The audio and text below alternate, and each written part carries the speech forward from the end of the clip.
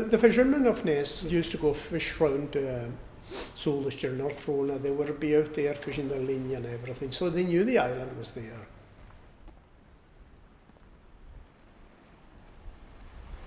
Going back to the 50s and before that, my father used to go there on open boats.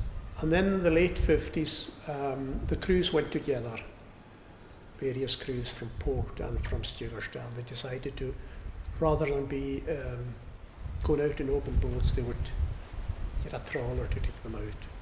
So that's what happened. So 12 of them would go out then. And they were licensed by the London government then, the Secretary of State for Scotland. And with a special dispensation in 1950 to the men on Ness, and the men on Ness only, to kill gugas.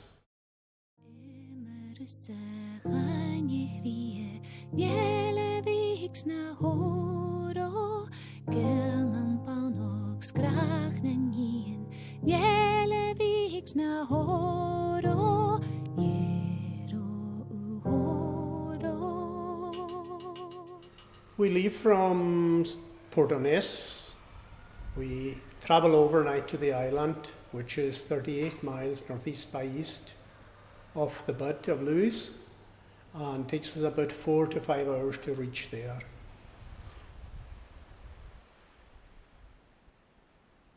And the process of the bird is you go out and kill maybe 300-400 birds. Then you lay them out to dry, because you must keep them dry. You lay them out, and maybe the following day you start plugging the birds. We sit down and plug maybe 400 birds at a time. And following that, you start singeing them, which is taking the down off them. So we use fires. We build fires with the rib cage of the birds. You stack them up between stones, maybe 16, and you start a fire, peat fire, and the oil dripping onto the peat. There's a hollow at the bottom which lets the wind through. So then one of the boys scrubs the birds, and he in turn hands them over to another 2 boys with blow torches. And they burn the rest of the down off between the legs and under the wings and smooths them off. And they in turn hand them over to the next person, and he cuts the wings off with an axe and scrubs them. And then he hands them on to another 2 who do the splitting. You split open the bird, take the rib cage out. And after you've done the 400, your quota for the day, the next job is to start salting the birds, to preserve them. And there was 2 of us who made what we call the pile, a circular. And the birds are laid out in a special way. The ones on the outside, they've got long necks, the birds. We leave the necks on, and you fold the neck in to retain the pigil when it makes a pigil, so it doesn't come out of the pile. After you've done the 400, you just cover them up, and that's your day's work done.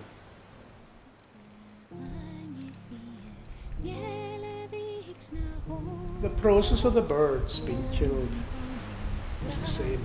It's never ever changed. It's the same thing that's happened for hundreds of years. It's been done in the same way, using different tools maybe, but in the same traditional way.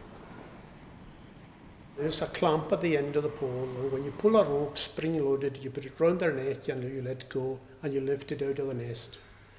There's a man behind you, and within 2 seconds the bird is dead. They're dispatched within a couple of seconds, so there's no cruelty, no more cruelty than being in a slaughterhouse, far less. So anybody who eats meat should not oppose this hunt.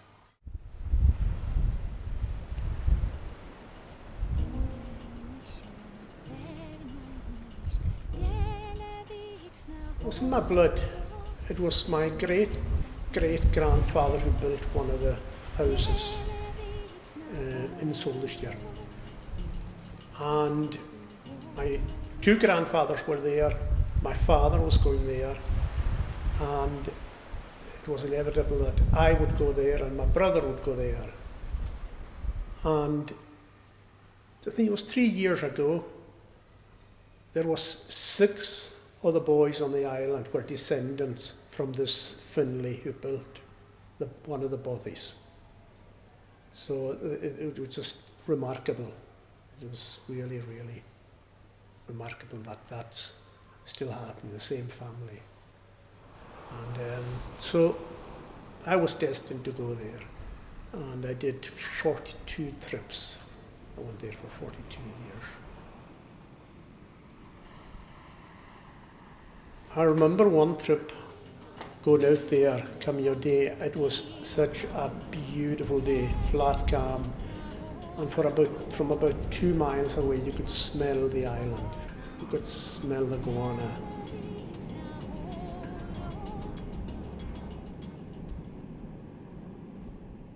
I loved going up to the top of the island and round the island on Sundays, taking photographs of the birds, sitting amongst them. And that was really, really good.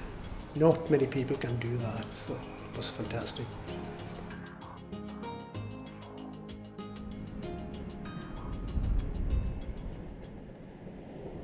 In the 90s, we had the same crew for 10 years running, just about. That was the best years.